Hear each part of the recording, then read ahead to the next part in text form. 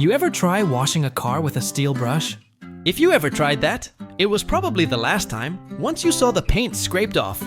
Lesson learned. That's what happens when you brush your teeth too hard. A lot of people think, the harder I brush, the cleaner my teeth. But your teeth aren't tiles. They're living structures. And your gums? They're not built to take force. They're built to protect. Imagine your teeth as rare jewels. You want them clean and shiny, not scratched and dulled. Brushing too hard or with stiff bristles is like scrubbing precious gems with sandpaper. You remove the shine while trying to clean them.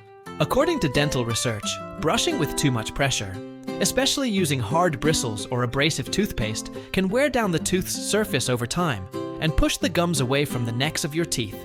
This doesn't strip all your enamel in a day, but it can accelerate wear, especially when combined with acid erosion or weakened enamel. Over time, you might see grooves forming near your gums.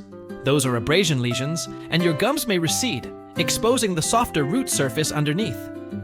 That's when sensitivity and notches start appearing, and you realize the extra clean feeling was really slow damage. The goal isn't scrub harder, it's brush smarter. Use a soft bristle brush, gentle circular motions, and light pressure like polishing glass, not cleaning grout. If your brush bristles bend quickly or fray within weeks, you're brushing too hard. Electric brushes help too. Most even alert you when you're pressing too much. Your teeth are precious. Treat them like jewels, not tiles. And if this helped you rethink how you brush, share it. Someone out there still scrubbing like they're sanding wood.